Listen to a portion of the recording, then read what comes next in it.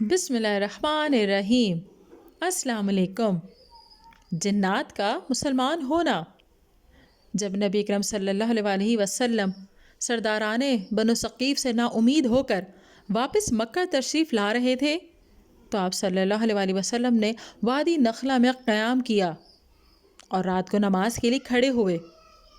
اس وقت وہاں سے نصیبین علاقے کے جنوں کا قافلہ گزرا۔ انہوں نے آپ صلی اللہ علیہ وسلم کی زبان سے قرآن پاک سنا تو وہ مسلمان ہو گئے اور اسی وقت ڈرانے کی غرض سے اپنے قوم کی طرف روانہ ہو گئے۔ اللہ تعالیٰ نے نبی اکرم صلی اللہ علیہ وسلم کو اس قصے سے آگاہ فرمایا۔ ارشاد ربانی ہے، اور یاد کیجئے جب ہم نے جنوں کی ایک جماعت کو آپ صلی اللہ علیہ وسلم کی طرف متوجہ کیا جبکہ وہ قرآن سنتے تھے، پھر جب وہ اس کی تلاوت سننے کو حاضر ہوئے تو ایک دوسرے سے کہا خاموش رہو۔ چنانچہ جب تلاوت ختم ہو گئی تو وہ اپنے قوم کی طرف ڈرانے والے بن کر پھرے۔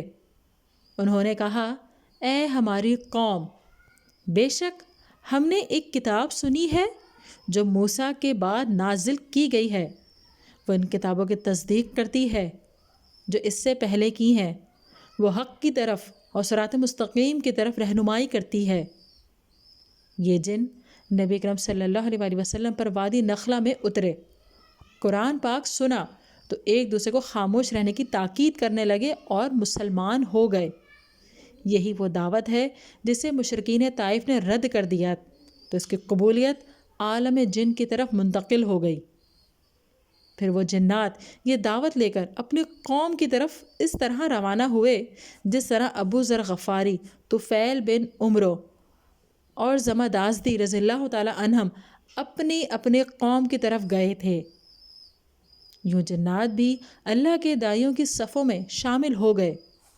انہوں نے اپنی قوم سے کہا، اے ہماری قوم، اللہ کے داعی کی بات کو قبول کر لو اور اس پر ایمان لے آؤ، وہ تمہارے لیے تمہارے کچھ گناہ بخش دے گا اور وہ تمہیں نہایت دردناک عذاب سے پناہ دے گا۔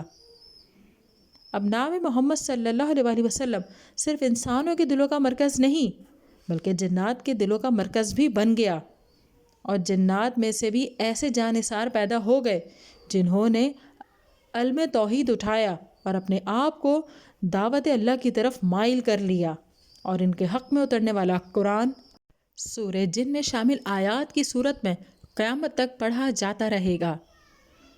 جب نبی اکرم صلی اللہ علیہ وسلم میدان دعوت میں اس ربانی فتح سے ہمکنار ہوئے، آپ صلی اللہ علیہ وسلم وادی نخلہ میں تھے اور مکہ میں داخل ہونے سے عاجز تھے۔ اب کیا طائف اور مکہ کے سرکش لوگ ان ایماندار جنوں کو قید یا مختلف تکالیف سے دوچار کر سکتے تھے؟ ہرگز نہیں۔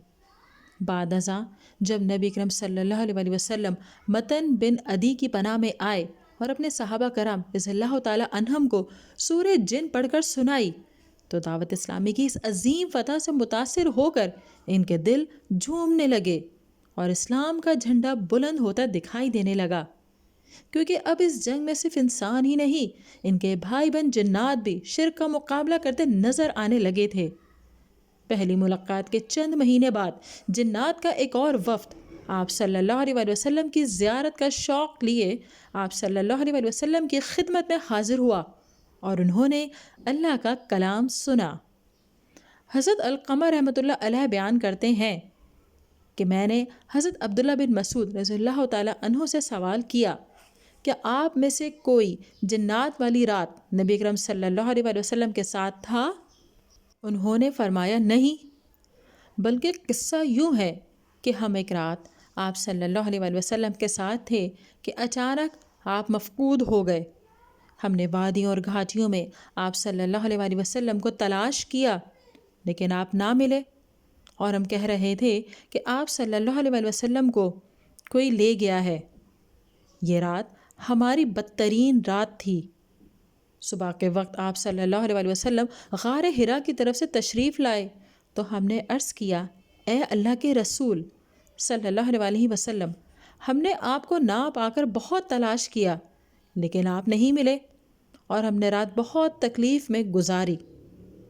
آپ صلی اللہ علیہ وسلم یوں گویا ہوئے، میرے پاس جنوں کا ایک دائی آیا تو میں اس کے ساتھ چلا گیا اور میں نے انہیں قرآن سنایا۔ حضرت عبداللہ بن مسعود رضی اللہ تعالیٰ عنہ فرماتے ہیں کہ اللہ کے رسول صلی اللہ علیہ وسلم ہمیں لے گئے اور ان کی بستیاں اور وہ جگہیں دکھائیں جہاں ان کی آگ جلتی تھی۔ ان جنوں نے آپ صلی اللہ علیہ وسلم سے اپنے زادِ حیات کے بارے میں سوال کیا تو آپ صلی اللہ علیہ وسلم نے فرمایا، تمہارے لیے ہر وہ ہڈی ہے جس پر اللہ کا نام لیا گیا ہو، جب وہ تمہارے ہاتھ میں آئے گی گوشت سے بھری ہوگی اور گوبر تمہارے جانوروں کا چارہ ہے۔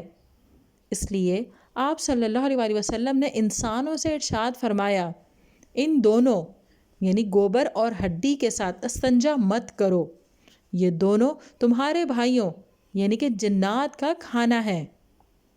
جنات کی دنیا میں حاصل ہونے والی عظیم فتح اور واضح مدد عالم انسان میں حاصل ہونے والی عظیم کامیابیوں کی تمہید اور اساس ثابت ہوئی۔